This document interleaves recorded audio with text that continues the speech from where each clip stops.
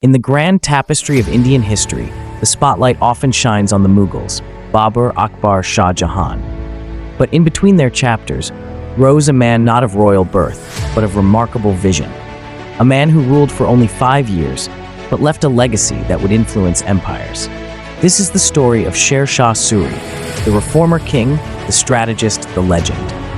Sher Shah Suri was born in 1486 in either the region of present-day Bihar, India, or near Dera Ghazi Khan in Pakistan. His real name was Farid Khan, and he belonged to the Afghan Sur tribe. His father was a minor jagirdar, a landholder under the Lodi dynasty. But young Farid's ambitions stretched far beyond fields and land disputes. He was sharp, brave, and politically aware, far beyond his time. It is said that while serving under a local ruler, Farid once killed a ferocious lion with his bare hands. This earned him the title Sher Khan, the Lion Chief. The name stuck, and as he rose through ranks in administration and battlefields, so did his legend. Eventually, history would remember him as Sher Shah Suri, the Lion King of Hind. Sher Shah's rise wasn't sudden. He served under Afghan governors, learning warfare, statecraft, and diplomacy. By the 1520s and 30s, he had gained control over much of Bihar and Bengal. But his eyes were on Delhi, then under the shaky rule of the Mughal Emperor Humayun. In 1539, the Battle of Chausa changed history. Sher Shah defeated Humayun and declared himself the ruler of Hindustan. A year later, in the Battle of Kannauj, he defeated the Mughal Emperor once again.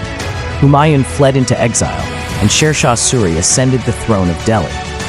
Sher Shah ruled for only 5 years, but what he achieved in those 5 years still echoes across South Asia. His rule was not just about power, but purpose. He dreamed of a just, well-connected, economically strong empire, and he got to work immediately. Sher Shah reorganized the entire system of governance. He divided his empire into provinces, sarkars, then districts, parganas, each with clear records. He introduced land reforms, based on careful measurement of land and fixed tax rates. Taxes were collected in cash, not crops, giving farmers clarity and freedom. One of Sher Shah's most iconic contributions was the construction of a paved highway from Sonargaon in Bengal to the Indus River, what we now know as the Grand Trunk Road. Along the road, he built rest houses, wells, milestones, and trees. The road became a lifeline for trade, military movement, and postal services. Even the British later used it as the foundation for their own infrastructure. Sher Shah was a firm believer in justice. He appointed Qazis and Kotwals chiefs across cities. He ensured that even the poorest citizen could seek redress directly from the king.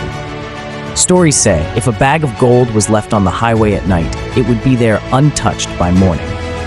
Such was the fear of law and the strength of administration. Sher Shah did not maintain a ceremonial army. His soldiers were registered, paid in cash, and regularly inspected. Horses were branded for authenticity, and camp discipline was strictly enforced. He believed that a king's strength lies not in luxury, but in readiness. In 1545, while besieging Kalanjar Fort, a gunpowder explosion fatally wounded Sher Shah. He died shortly after, and was succeeded by his son Islam Shah. But the dynasty would not last. The Mughals, under a returning Humayun, would retake Delhi a few years later, but Sher Shah's impact was irreversible. Despite ruling for just 5 years, Sher Shah Suri's reforms laid the groundwork for the Mughal Empire's golden age and even British colonial administration. His currency system, postal setup, land revenue model, and road networks are echoed even today in the systems of India and Pakistan. Where emperors ruled with pride, Sher Shah ruled with purpose. Sher Shah Suri wasn't born into greatness, he earned it. He faced mighty empires, overcame odds, and carved his name into stone, quite literally. His tomb in Sasaram, Bihar, stands as a testament to his greatness. Silent, proud, and strong, like the king it guards. A ruler of the people, a mind of a statesman, and the heart of a lion. In the quiet town of Sasaram, Bihar, stands one of the finest examples of Indo-Islamic architecture, the tomb of Sher Shah Suri. Built on an artificial lake, the tomb is surrounded by water, creating a floating illusion, much like the legacy of the man it holds. The octagonal structure, with grand domes and arches, reflects both Afghan strength and Persian elegance. Though he died on the battlefield, his final resting place mirrors the peace he gave his people. Sher Shah's reign is often buried between Mughal chapters, but when compared, one sees stark contrasts. The Mughals ruled through dynasty and art. Sher Shah ruled through merit and reform. Where Akbar built palaces, Sher Shah built roads. Where Mughal emperors held courts of poets, Sher Shah held courts of accountability. His impact may not be immortalized in marble to the same extent, but it's carved into the system itself. Why does a ruler so impactful receive such limited attention? Perhaps because his reign was brief. Perhaps because the Mughals returned and rewrote the narrative. Or maybe because Sher Shah didn't glorify himself. He glorified governance. His story survived not through legends, but through ledgers. Not through songs, but through systems. And sometimes history forgets those who fix and remembers those who conquer. British historians like Stanley Lane Poole praised Sher Shah as the greatest administrative genius of medieval India. His revenue system, as noted by Abul Fazl, was so effective that even Emperor Akbar adopted its structure later in his reign. The rupiah, introduced by Sher Shah, is the ancestor of the modern Indian and Pakistani rupee. His road system, the GT road, still connects cities across the subcontinent. His tomb still stands, and his idea of a just and accountable ruler still inspires. Today, you can drive along highways that were once Sher Shah's imperial roads. You use a currency whose roots trace back to his economic foresight. You live under administrative systems and district divisions that evolved from his reforms.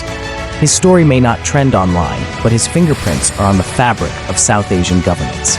Silent, strong, surviving. In just 5 years, Sher Shah Suri changed a subcontinent. He wasn't born into empire, he built one. He didn't chase glory, he created order.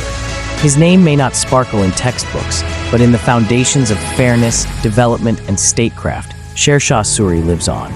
A ruler is not remembered for his crown, but for the peace he brings to his people. And by that standard, Sher Shah was truly royal.